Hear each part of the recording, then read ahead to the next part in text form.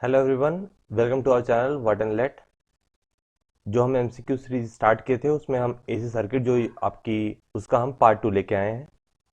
तो moving to the next question, calculate the crest factor if the peak value of current is 10 ampere and the RMS value is 2 ampere.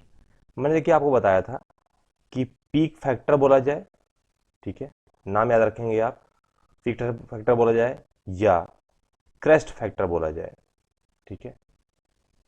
इन दोनों में से कोई भी नाम लिया जाए तो वैल्यू क्या होती है, मैक्सिमम अपॉन आरएमएस वैल्यू होती है, ठीक है। तो मैक्सिमम वैल्यू यानी पीक वैल्यू, मैक्सिमम वैल्यू को ही आप क्या बोलते हैं, पीक वैल्यू बोलते हैं। तो मैक्सिमम वैल्यू क्या है आपकी 10 एम्पियर, आरएमएस वैल्यू आपको दी हुई है 2 एम्पियर, ठीक है। तो इसका आंसर क्या आएगा 5। तो अब क्रेस्ट फैक्टर क्या है, ए पार्ट 5।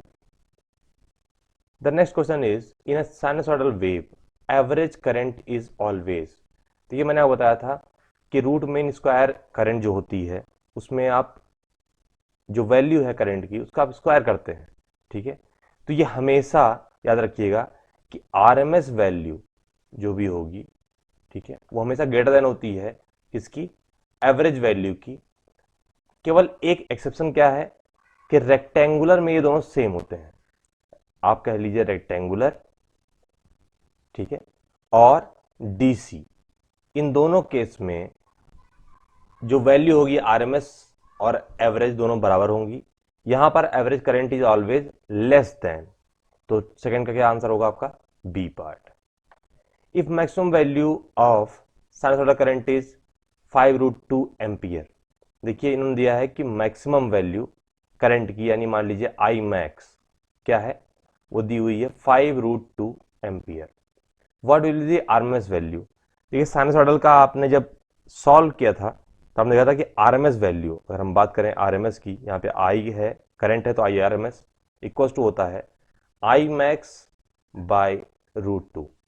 तो आप यहाँ क्या करेंगे 5√2 upon √2, you will get 5 ampere, ये आपका आंसर होगा। तो आरएमएस वैल्यू क्या आएगी आपकी 5 एम्पियर, सेकंड का B part. The next question is, if Im is the maximum value of a sinusoidal voltage, what is the instantaneous value। मैंने आपको बताया था इंस्टेंटेनियस वैल्यू, अगर हम ये वर्ड यूज करते हैं इंस्टेंटेनियस वैल्यू, इसका मतलब होता है कि टाइम के किसी भी इंस्टेंट पे हम वोल्टेज या करंट की वैल्यू निकाल सकते हैं, ठीक है।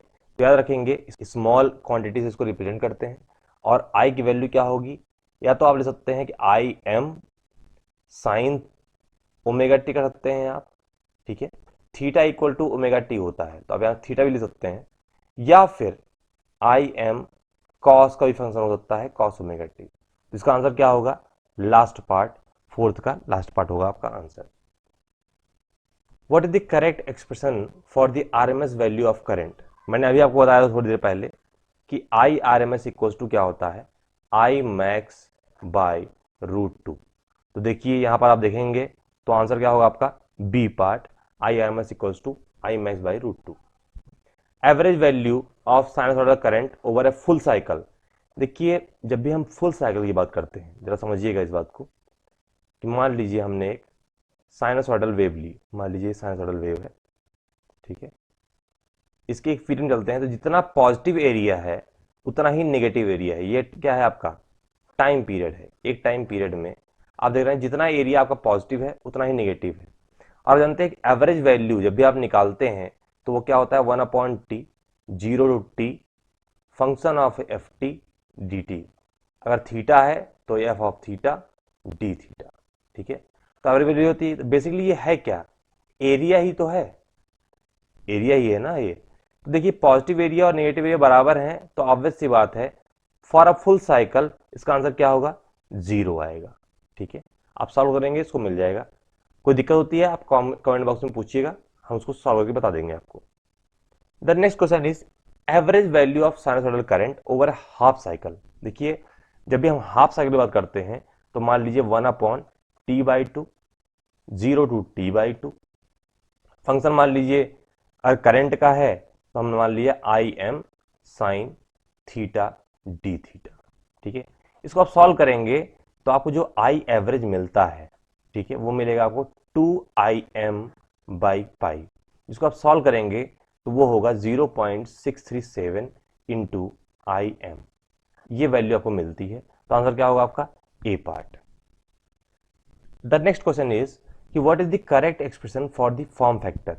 मैंने आपको बताया था, ठीक है, अगर आपने वीडियोस देखे हैं सब्जेक्टिव, तो फॉर्म फैक्टर क्या होता है, हमेशा RMS value upon average value.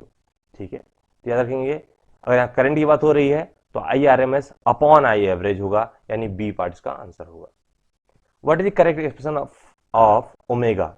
Omega क्या होता है, आप जानते हैं, एंगुलर फ्रीक्वेंसी बोलते हैं इसको। क्या बोलते हैं, एंगुलर फ्रीक्वेंसी। ये छोटी छोटी बातें हैं पर ये इंपॉर्टेंट है। यूनिट क्या होती है इसकी, रेडियन पर सेकेंड। ठीक है, रेडियन पर सेकेंड इसकी यूनिट होती है। और जानते हैं ओमेगा इक्वल टू क्या होता है, 2πf। तो इसी ध्यान रखेंगे, इसका आंसर क्या होगा, B part. The last question is find the value of omega if the frequency is 5 hertz. देखिए आपको क्या दिया है कि फ्रीक्वेंसी दी हुई है आपको 5 हर्ट्ज, ओमेगा की वैल्यू पूछ रहे हैं, यानी एंगुलर फ्रीक्वेंसी की वैल्यू पूछ रहे हैं।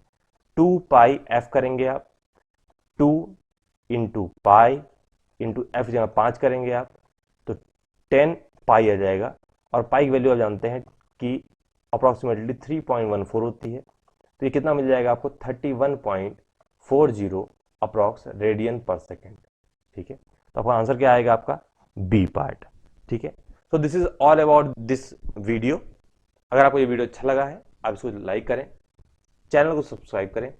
आगे हम और भी वीडियो लेके आएंगे, ठीक है, जिसमें आपको MCQ क्वेश्चन मिलेंगे जो बहुत इंपॉर्टेंट है। कुछ बेसिक होंगे, कुछ थोड़े से ट्रिकी होंगे, आपको उनसे बेनिफिट जरूर मिलेगा। Thank you so much, stay with us.